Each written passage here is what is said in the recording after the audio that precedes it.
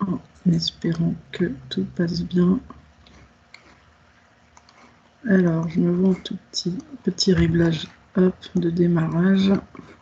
Ça va arriver. Ça va arriver. Hop.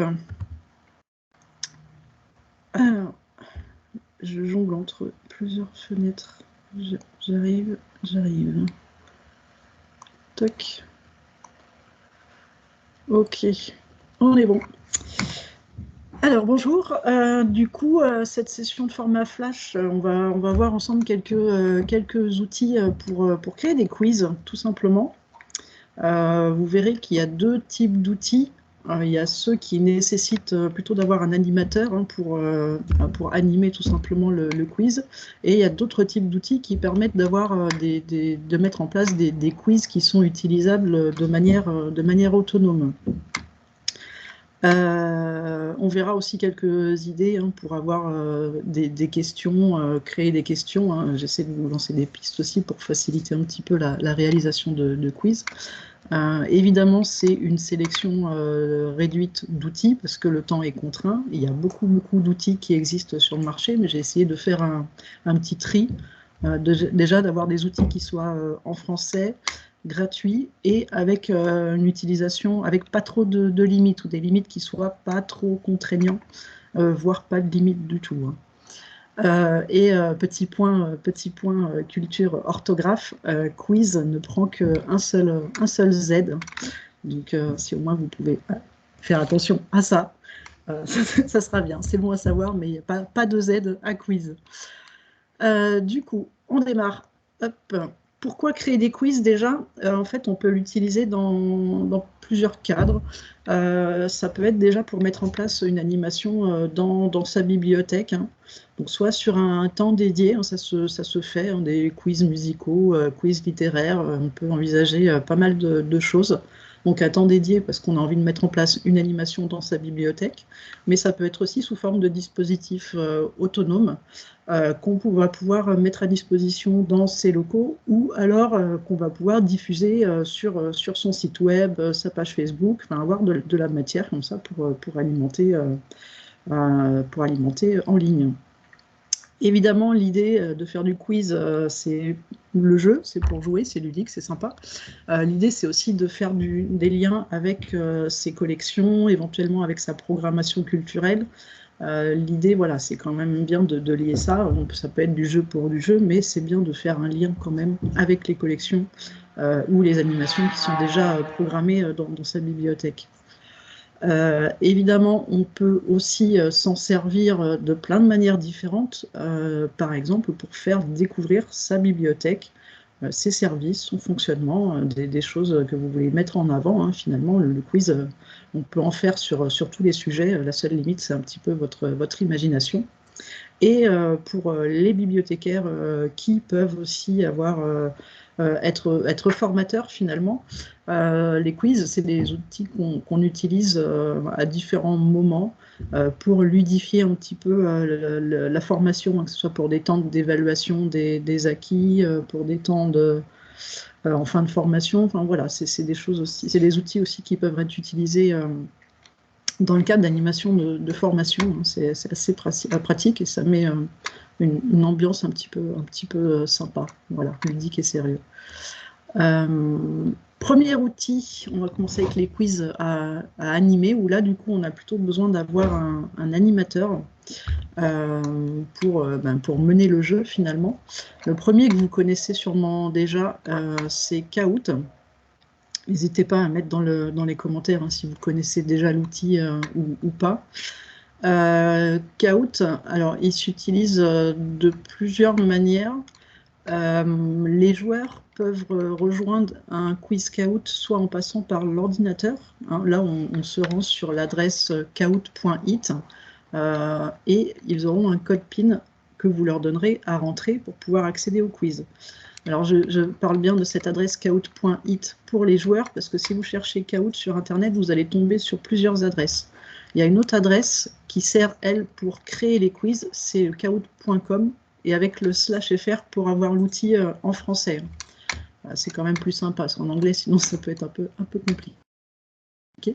Donc les joueurs peuvent rejoindre à partir d'un ordinateur et leur navigateur internet ou à partir d'un mobile, hein, évidemment. Depuis le mobile, on a aussi l'accès via le navigateur où on peut télécharger l'application qui vous permet d'utiliser l'outil. Là, même système en fait avec le code PIN à rentrer pour accéder au quiz, ou alors on peut juste avoir un QR code à flasher pour rejoindre directement le jeu. Je vais vous montrer. On va aller sur Kahoot. Ça charge. Ça arrive. Touc, ça arrive. Alors, sur Kahoot, c'est assez simple. Touc. Je me connecte, c'est l'effet Bonaldi. Allô. Ça va arriver. Il n'y va pas toujours tout de suite.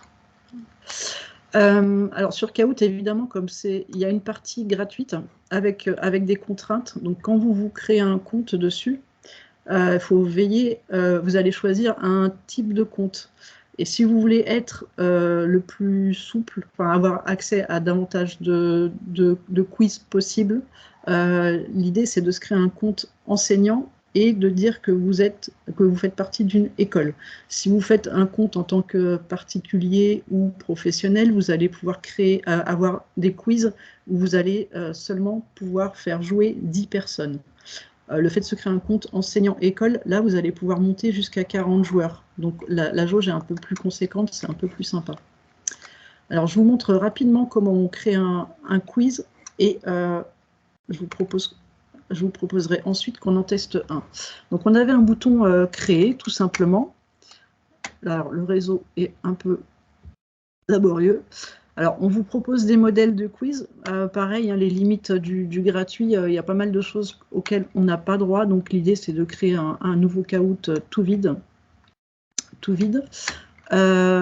Et ensuite, alors c'est un peu comme un PowerPoint. Hein, sur le menu de gauche, vous allez pouvoir rajouter vos pages de questions ou ajouter une diapositive si vous voulez avoir une page de présentation, par exemple.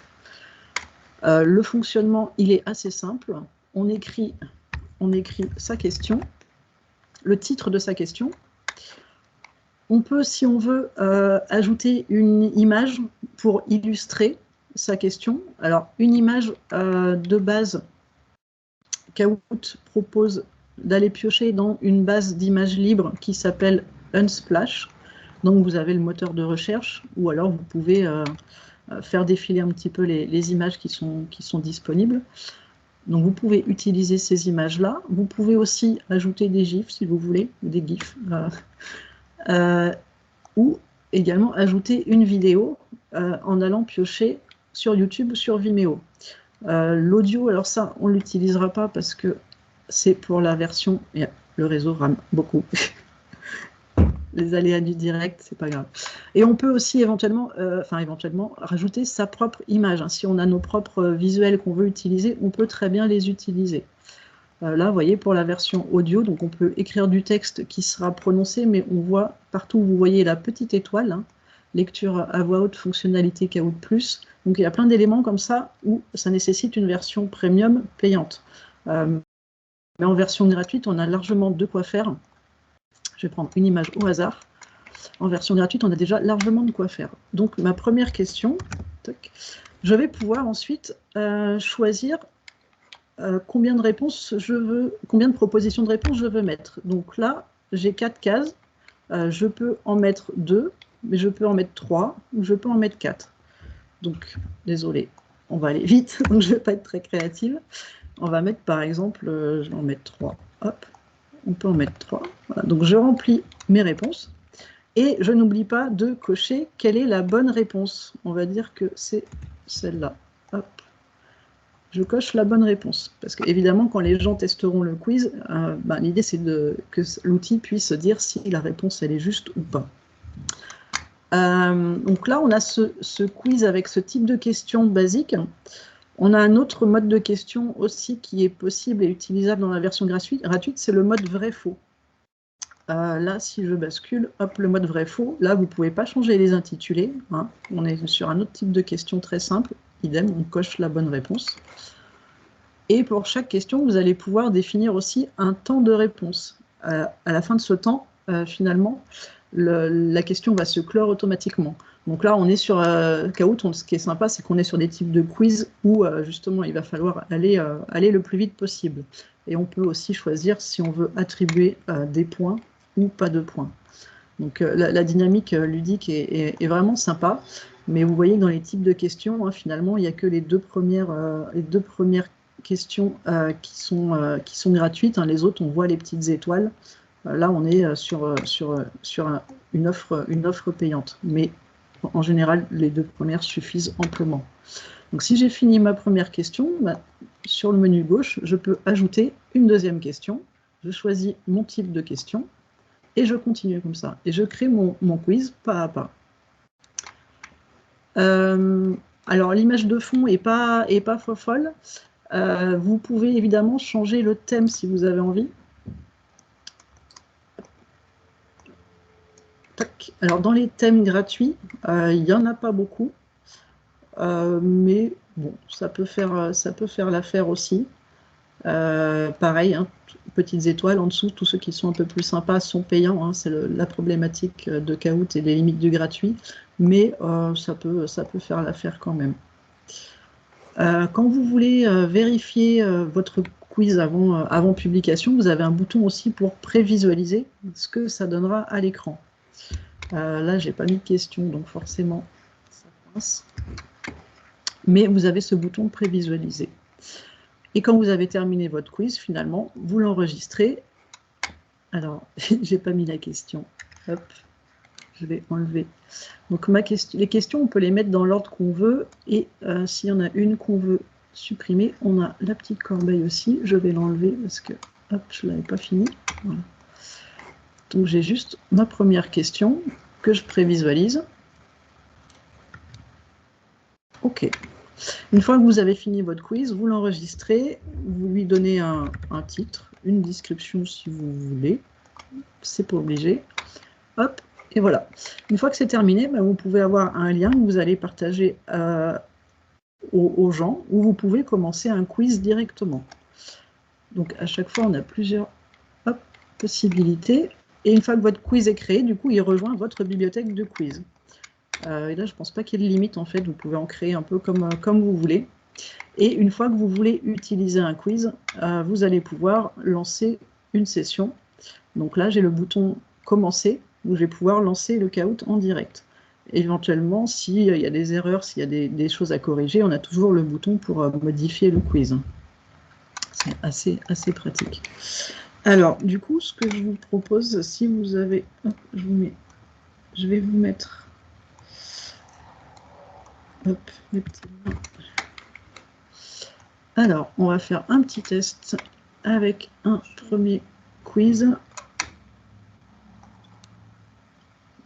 J'essaie d'attraper le chat en même temps. J'essaie d'attraper le chat. Plop. Alors, je vous mets dans le chat un lien avec un code d'accès pour ceux qui sont sur navigateur. Pop. Alors, on a deux modes de jeu, un mode classique et un mode en équipe. On va juste faire le mode classique normal, mais vous pourrez aller tenter le mode équipe. Donc là, vous voyez bien que la limite, on est à 40 joueurs, donc on est large. On n'atteindra pas la jauge. Donc je lance ma partie. C'est pour ça que je disais qu'on avait besoin d'un animateur. Je vais couper le son du jeu. Hop. Voilà. Donc là, du coup, soit vous avez le lien dans le chat avec le code à rentrer pour rejoindre la partie, soit vous pouvez flasher le QR code. Alors s'il y avait au moins une personne ou deux qui rejoignait, ça serait sympa. Ouais. Je laisse quelques secondes le temps que... de choisir un mode de jeu. Le mode solo. Le premier. Classique. Ouais, le mode classique, ouais.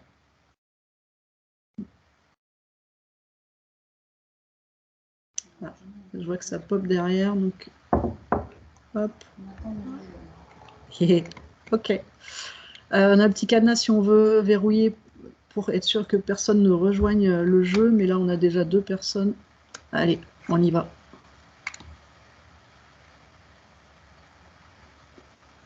Donc un petit quiz démo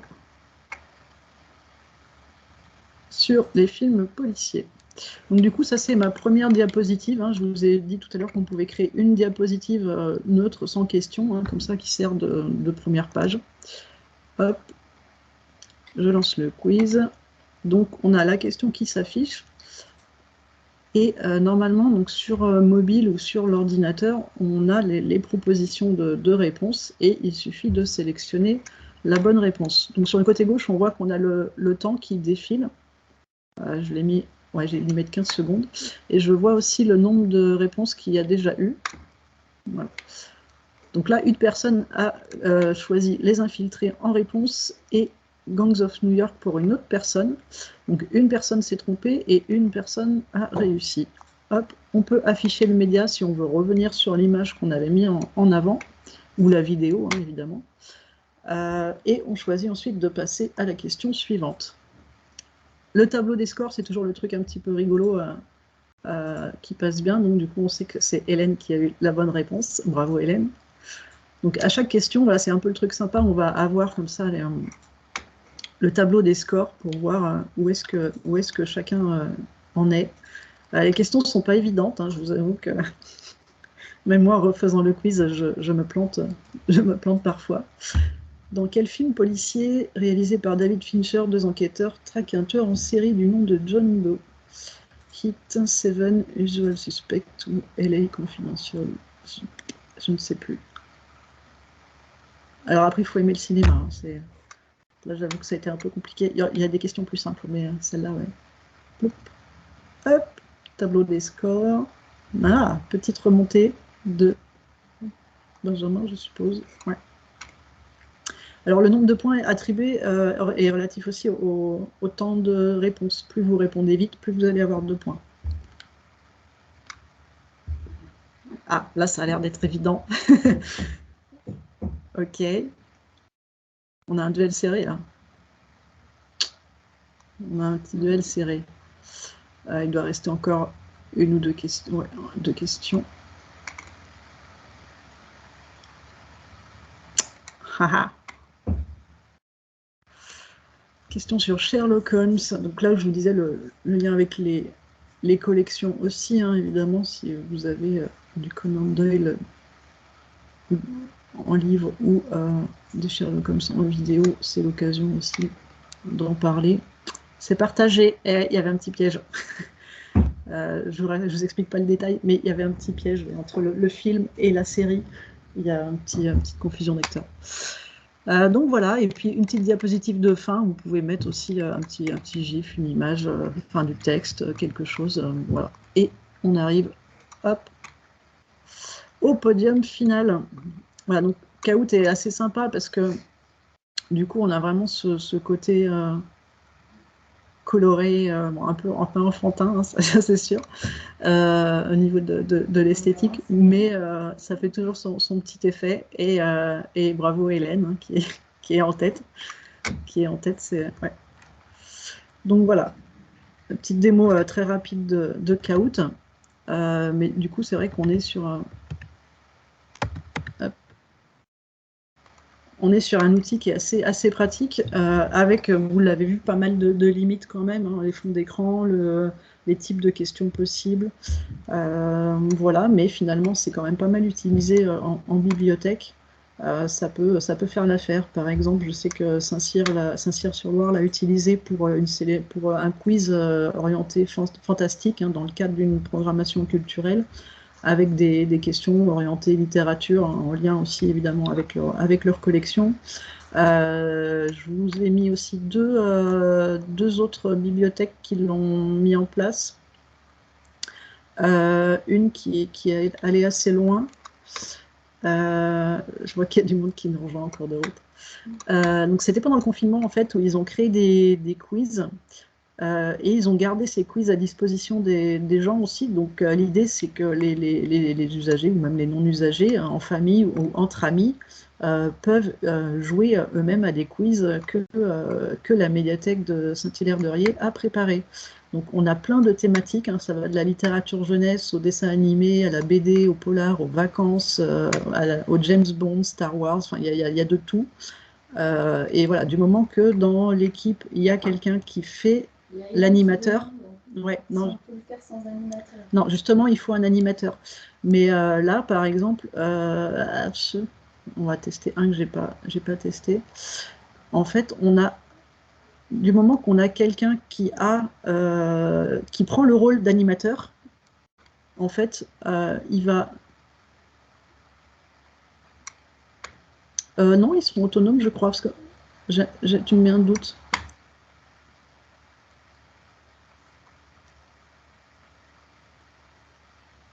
Tu me mets un doute. Normalement, il faut un animateur. Je vais revenir sur C'était expliqué sur leur page, je crois. En fait, ils expliquaient là, je suis allée un peu vite. Hop, ils expliquaient le mode de fonctionnement. Touc.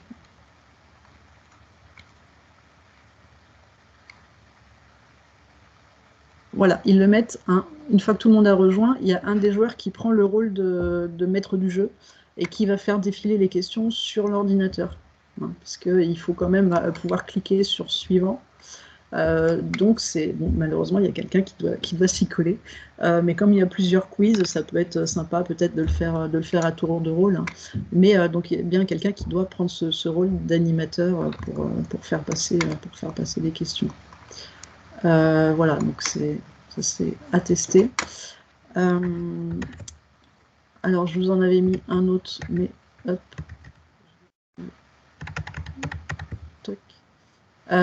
Et la bibliothèque départementale d'Ille-et-Vilaine en a fait un aussi, mais là on était plutôt en mode quiz musical, et là où c'est un peu problématique pour le quiz musical, c'est que typiquement, si on rajoute une vidéo d'un morceau de musique, on va avoir le nom de la vidéo et le titre, enfin le nom de l'artiste et le titre.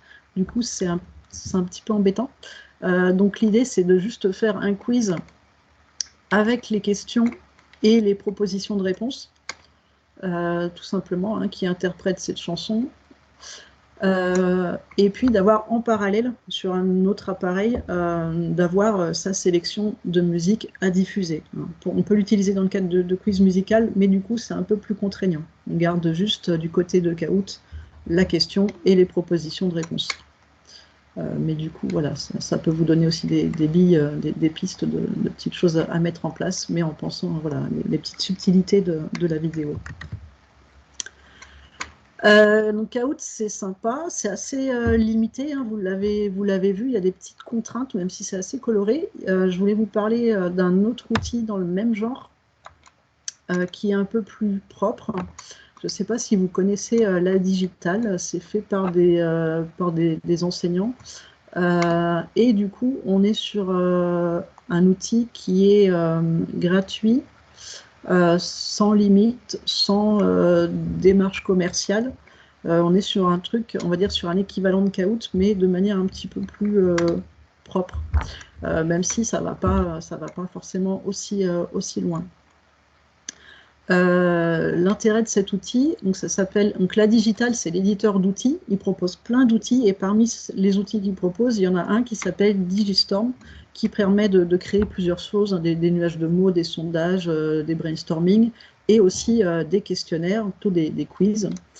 Vous avez la possibilité, ce qui est assez pratique pour tester l'outil, de créer un premier quiz sans avoir de compte à créer.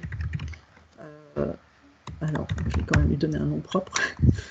Vous n'avez pas besoin de créer de compte, ça vous permet de tester l'outil déjà pour commencer. Type d'interaction, c'est là où vous choisissez questionnaire pour vraiment avoir le mode quiz, hein, ce qui nous intéresse aujourd'hui. Évidemment, vous pouvez aller creuser un petit peu ce qui se passe dans les autres modes proposés. Là, du coup, on retrouve une interface vraiment minimaliste, hein, c'est pas aussi flashy et coloré que Kahoot. Mais du coup, on retrouve le même fonctionnement. On a un QR code à flasher pour les gens qui voudraient rejoindre le quiz. Sinon, on a une URL à partager avec un code à rentrer. Donc ça reste... bon, là, évidemment, je n'ai pas encore créé de quiz, mais le questionnaire n'est pas encore ouvert. Mais voilà, on a les mêmes modes d'accès finalement que Kahoot. On va pouvoir choisir quelques petites choses dans notre questionnaire. Est-ce que la progression est libre? Est-ce que chacun va pouvoir avancer à son rythme dans le questionnaire? Ou est-ce que, comme Kahoot, c'est un peu un animateur qui gère le passage de questions? Est-ce qu'on veut que les gens mettent un pseudo ou pas? Alors, si on fait un calcul de points, ça peut être plus sympa d'avoir des pseudos, parce qu'au moins on sait qui a répondu quoi. On peut choisir de faire afficher les bonnes réponses ou pas. En général, on met oui, mais il peut y avoir des cas où finalement on se dit que non, ça se fait oralement, il n'y a pas d'utilité. Et puis on a le même système d'attribution de points finalement que Kahoot. Je pose ma première question. Je peux lui mettre une image pour illustrer. Donc là, c'est par contre une image que vous allez chercher, que vous avez récupérée en amont de votre côté. Donc on peut rajouter une image pour la question et une image pour les propositions de réponse. Donc là, on est vraiment que sur un mode un peu réduit, on n'a que texte et image. Mais ça fait le job. L'intérêt, c'est qu'on peut mettre autant de choix de réponses qu'on veut. Je peux en mettre 4, je peux en mettre 5, je peux en mettre comme je veux, je peux les intervertir. Voilà, on a quelque chose d'assez souple. Et idem, on coche la bonne réponse. Ma première question est prête. Je vais peut-être lui rajouter une image, c'est un peu tristoun comme ça. Hop. Je peux dupliquer ma question, je peux rajouter les choix. Non, je vais enlever. Hop. Je peux rajouter ma deuxième question, etc. etc. Une fois... Hop, et vous voyez, on a un système où elle se plie, elle se déplie, c'est assez sympa. Je voudrais virer ma question. Hop, voilà. Je vais laisser juste une question.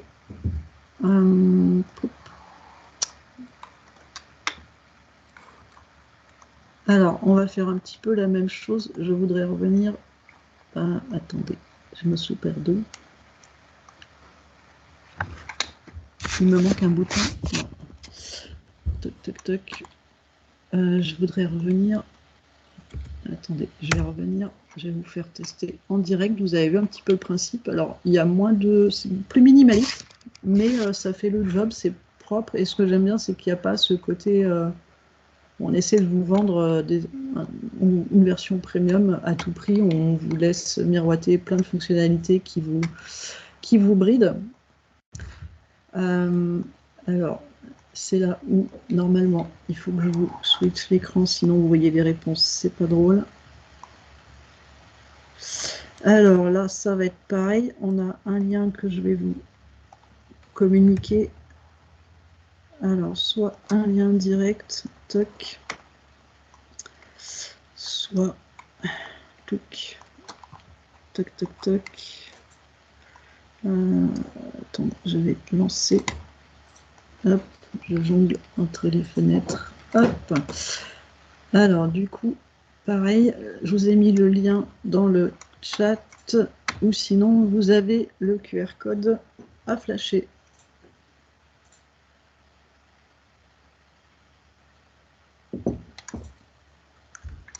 On a 2 participants.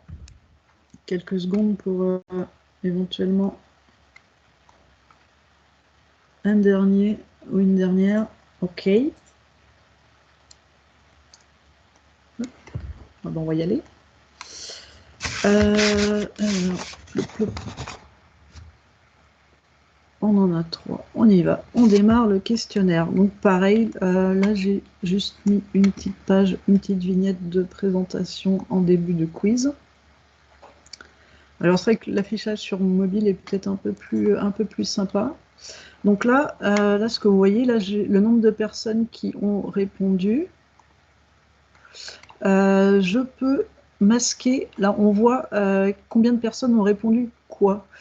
ça peut orienter, c'est à vous de voir si vous le conservez ou pas, parce que ça peut orienter aussi le choix des autres participants. Si tout le monde va sur une réponse, on va se dire, ben, c'est là qu'il faut aller. Donc vous avez le petit œil en bas qui vous permet de masquer comme ça. Donc là, comme les 3 ont répondu, je vois que les 3 ont répondu majoritairement la première question. Alors pareil, je peux choisir de faire afficher l'image de ma question en grand. Fermé, hop. Et je choisis ensuite d'afficher la bonne réponse. Donc effectivement, c'était bien la réponse A. Suivant, hop. Alors, je ne ferai pas de commentaires. En fait, il y a un nombre de points d'attributs en fonction du temps de réponse et ça se décompte. Et si on met vraiment beaucoup trop de temps à répondre, on arrive dans les moins. Alors, on n'était jamais allé aussi loin. Désolée Anne, mais on va passer. Deuxième question, quel est le titre du premier tome de la trilogie Hunger Games? La révolte, l'embrasement, les jeux de la faim, la revanche. Ah, elle est un peu tordue celle-là, je suis désolée, mais c'est... Alors je ne sais pas si quand je l'affiche en plus grand, si vous voyez en plus grand de votre côté, si ça vous gêne ou pas. J'ai pas fait le test, mais... Alors... Ah, c'est partagé, c'est compliqué. Ouais. Donc là, il n'y a pas de temps, attribué à chaque question. C'est vraiment l'animateur qui va décider quand il clôt la session. Donc on peut avoir un timer à côté ou pas du tout. Et on se dit on prend le temps de jouer sans avoir cette pression de la rapidité et de la réponse rapide et laisser le temps à tout le monde de répondre. Alors, il y avait un piège. Parce qu'en fait, Hunger Games, c'est de l'anglais. Et si on le traduit en français, ça fait les jeux de la faim. Voilà, désolé. C'était ma petite blague. Oui, je sais, il y a un moins, je sais pas quoi, mais c'est pour ça, il y a des petites choses, il y a des petits réglages, des petits tests à faire par rapport à l'attribution des points, il y a une petite gymnastique à apprendre. Et, là, a priori, c'est un peu plus, ça a l'air d'aller un peu plus vite, alors il y a moins de choix de réponses aussi. Il y a Anne qui dit que ça reste bloqué sur la question 1 pour elle. Alors, il y a peut-être un bouton suivant ou quelque chose sur lequel cliquer, ou quand il y a les résultats qui s'affichent, la fenêtre à fermer peut-être. Il y a peut-être quelque chose comme ça.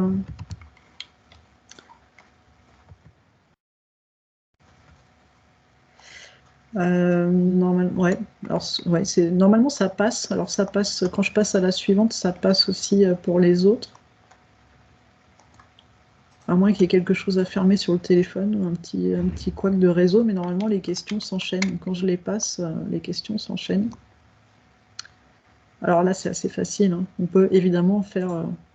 Après, la difficulté de créer des questions, ça va être en fonction du type de public. Est-ce que c'est des adultes? Est-ce que c'est des enfants, des ados, des seniors? Et d'arriver à trouver un niveau de questions qui soit relativement accessible. Là, ça va. J'avais peur que quelqu'un... Hop, effectivement, c'est bien Maurice Leblanc. Alors là, pareil, il faut penser à afficher la bonne réponse aussi à la fin de chaque question, hein, ce que je n'ai pas fait sur la question précédente.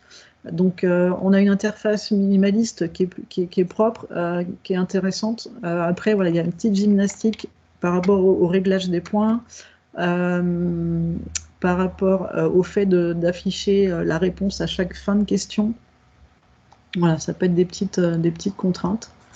Donc sur le podium, c'est toujours Hélène qui est devant. Hein, voilà, c'est Hélène première à tous les jeux.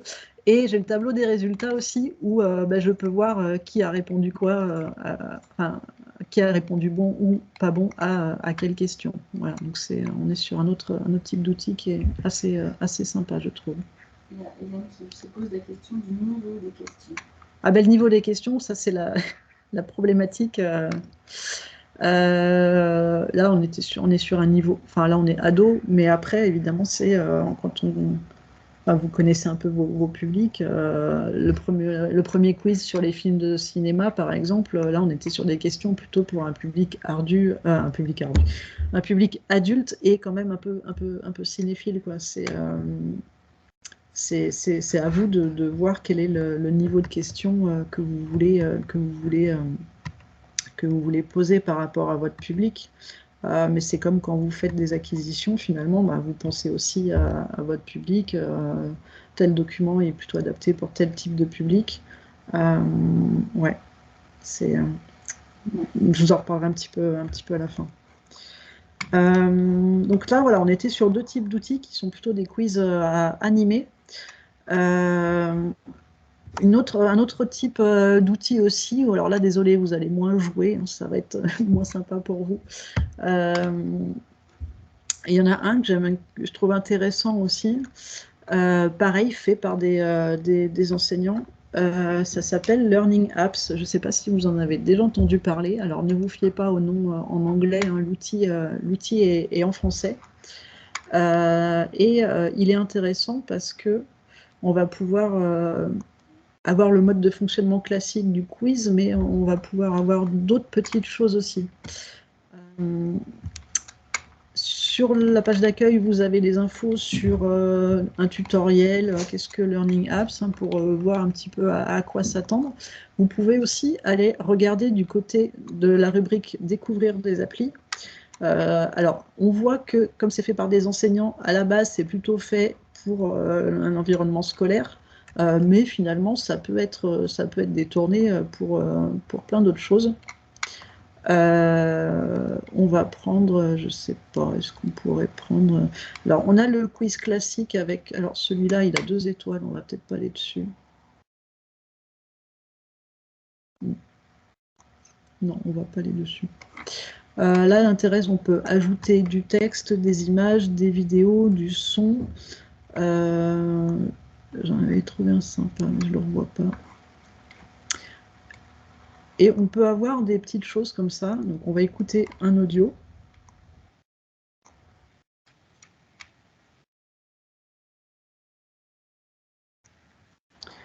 Et là, finalement, on va faire glisser la pastille. Alors, j'ai pas bien écouté, j'ai un doute. Je sais pas. Ah, c'est ça. On est sur du piano. Donc, vous voyez, là, on est sur un mode d'affichage un petit peu différent.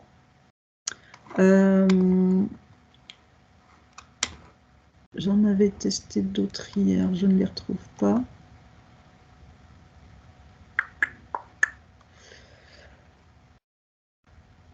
On a le mode QCM classique, mais en fait, je vais vous montrer plutôt dans créer une appli, ce sera plus simple. Voilà, vous avez le quiz classique, hein, le QCM, ce qu'on appelle le QCM, mais vous allez pouvoir aussi faire des regroupements de bulles d'informations, d'images, d'audio.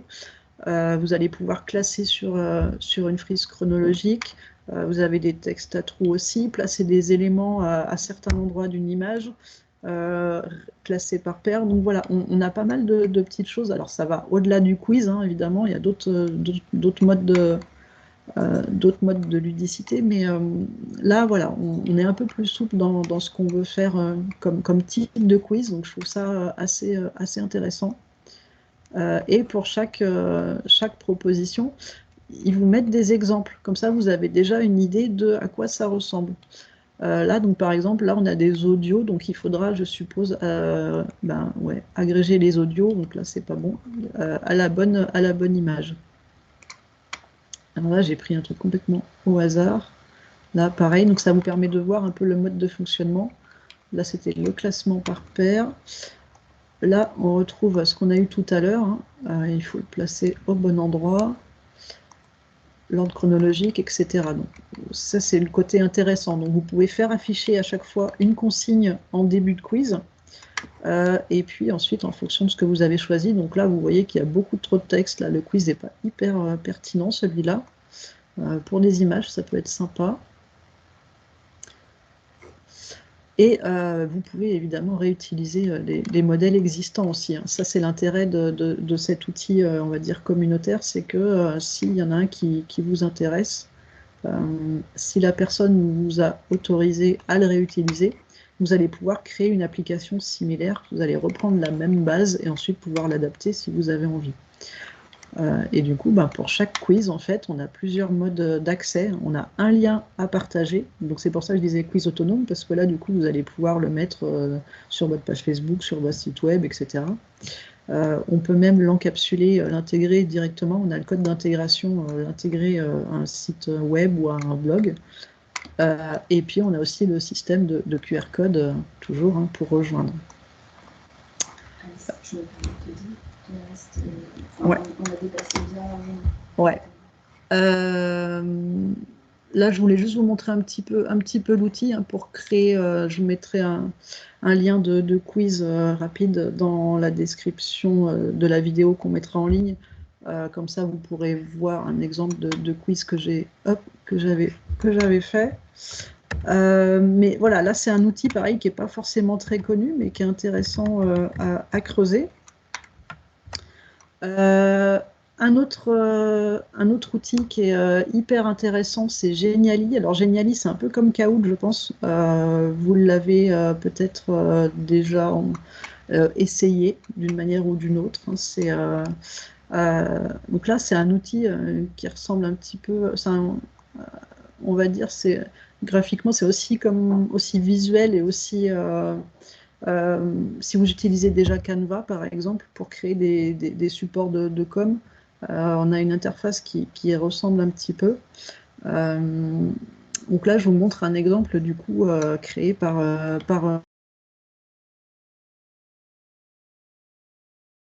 un collègue dans le cadre de ces pages. On va mettre son texte, ses images ou ses vidéos. Et ensuite, on va rajouter de l'interaction, des animations, des éléments qui se déplacent. Quand on clique à un endroit, quelque chose apparaît. Ou quand on survole un élément, quelque chose apparaît. Donc, on va pouvoir comme ça aller très très loin. Donc là, ça demande peut-être un peu plus de temps de mise en place. Là, on a un petit timer qui défile, donc on peut aller quand même un peu plus loin. Alors là, c'est pour les tout petits. Donc voilà, on peut avoir une petite page comme ça, une petite page de Bravo. Je vous passe très vite ça. C'est la formation sur les mangas qu'on donne à la bibliothèque départementale. Alors là, je vais mettre exprès une mauvaise réponse, sinon c'est pas drôle. Voilà, donc Genially, c'est un outil qui peut servir pour des choses plus ou moins sérieuses, hein. Je vous ai mis des exemples, mais on en trouve d'autres aussi. C'est un outil qui est aussi utilisé pour des escape games, des visites virtuelles. On peut faire pas mal de choses. Je vous ai mis un autre exemple sur la BPI, hein, donc pareil, un truc un peu plus sous une autre forme, on va dire. Je vais mettre, je sais pas, on va mettre faux. Donc on peut faire apparaître comme ça au clic de souris des petites bulles d'information. Donc voilà, là le côté c'est on compte pas les points, il n'y a pas de temps, etc. On est sur une autre forme de quiz, un peu comme Learning App, où la personne va faire son quiz de manière autonome. Mais vous pouvez le faire aussi en collectif, hein, sous forme vidéo projetée, et le faire en collectif. Hein, ça peut, faut juste arriver à se mettre d'accord. Mais il y a possibilité d'animer avec ce genre d'outils, d'animer des sessions collectives. Et puis même un sur la loi Robert aussi, je vous montre pour la forme. Alors, Genially, chaque année, la bibliothèque départementale, on organise une formation sur Genially. Donc, si vous êtes intéressé, n'hésitez pas à aller regarder le catalogue. Donc, pour cette année, je crois qu'elle est passée. Vous pouvez guetter. J'aurais enlevé le son. Vous pouvez guetter pour 2024, sinon n'hésitez pas à vous rapprocher de Vivien. C'est lui qui fait les formations Genially, donc il peut éventuellement peut-être vous aiguiller pour si vous avez besoin d'un coup de main pour mettre en place un quiz avec Genially, parce que l'outil est vraiment chouette.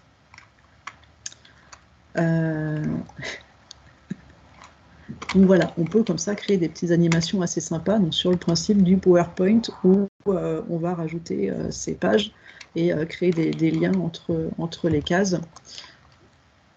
Donc c'est assez sympa. Voilà.